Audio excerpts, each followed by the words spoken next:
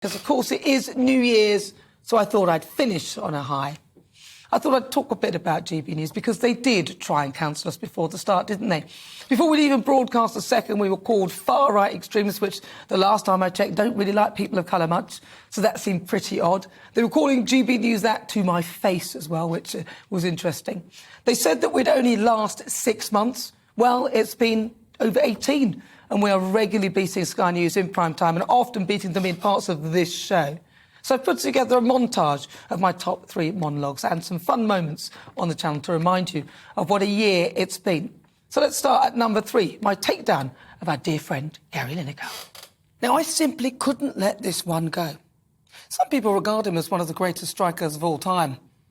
Our dear friend Gary Lineker. I loved him when I was younger. I thought he was amazing. But that was because he kicked a ball about. He never actually opened his mouth. Because when he does, the most nonsensical, hypocritical tosh escapes from it. And I'm beginning to think he doesn't really know it's happening and it's just spewing uncontrollably. Now, I ignored Gary because that is usually the best thing to do. But I'm afraid I couldn't let this one go.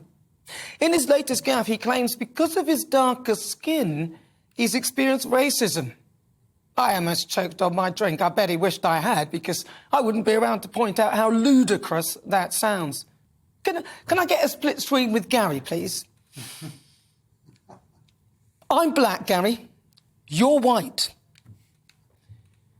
Your comments trivialise the experience of racism that people of colour like me go through. May I suggest, Gary, that you stick to things you know, like promoting unhealthy food and tossing a ball. At number 2. Brilliant. The self-obsessed Meghan Markle and her Arsewipes podcast. God, she's still banging on in her Archetypes podcast. In the latest edition, Breaking Down the Bimbo, where she talks to Paris Hilton about being an archetypal bimbo, Meghan Markle claims that she was objectified when she was on Deal or No Deal. She said, "I ended up quitting the show. I was so much more than what was being objectified on the stage. I didn't like feeling forced to be all looks and little substance." The role was about looking good and just opening a box. I mean, if you felt that strongly about it, you didn't have to do it. And in fact, in Suits, which pays pretty well in comparison to most jobs, you acted out some pretty steamy sex scenes. And a former Deal or No Deal colleague, Patricia Cara, spoke to Inside Edition, and she said she doesn't actually recall ever feeling that way during work. Whoopi Goldberg also criticised Meghan's comments. The Duchess revealed that there were different beauty stations to prepare for the game show, including a section where you can add padding in your bra. Yet Clara claimed there were no bra stations.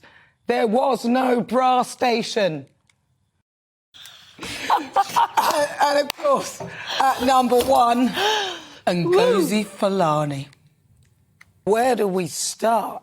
This woman, Ngozi Fulani, which isn't her real name, by the way, it's actually Marlene Headley, went to the palace event dressed like this. Now, forget where do you come from in Africa, more like what planet? What is going on with her hair? I mean, seriously, I've got some bad wigs that I wear on purpose, by the way, to get a reaction. That is another level. This is what it says on the charity's Facebook page. Sister Space is a safe venue dedicated to African and Caribbean victims/survivors of domestic and sexual abuse, and is staffed and managed by volunteers. Can you imagine if the charity said only white people? I bet she'd be the first to complain. Let me see. I go to the charity, her charity. They ask me where I'm from. I say Newcastle. They ask me again. I say from GBNews. Then they ask me, no, what part of Africa? I say they didn't keep a record.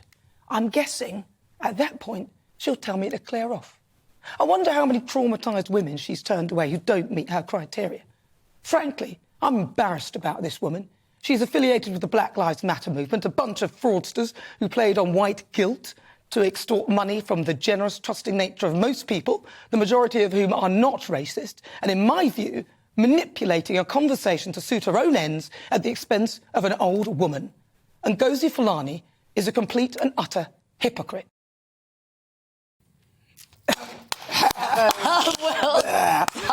And we've had some fun with Bravo, Nana. Bravo. Well done, Thank well you. done, my friend. You shoot from the hip. You say it like Somebody had to tell The Gary Lineker one, though, for me. Well, listen, we've had some fun as well with my excellent panellists. Danny, I'm going to start with you then. Why, thank you. You're lucky that Sam didn't kiss you on the lips.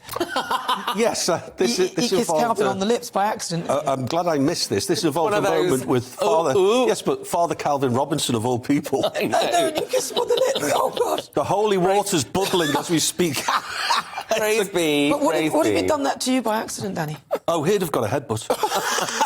He'd have got we call it in Liverpool a Kirby kiss. They're having a problem with it. It's noble aspirations, but my worry is that actually you turn public opinion against you because you're stopping people getting about their ordinary work. Ambulances have been turned around, fire engines have been turned around, people who are self-employed can't get to work. It's causing huge disruption. You've got to take people with you, and you're not. You're alienating them. I understand, and we absolutely... No, you don't, because you keep doing it.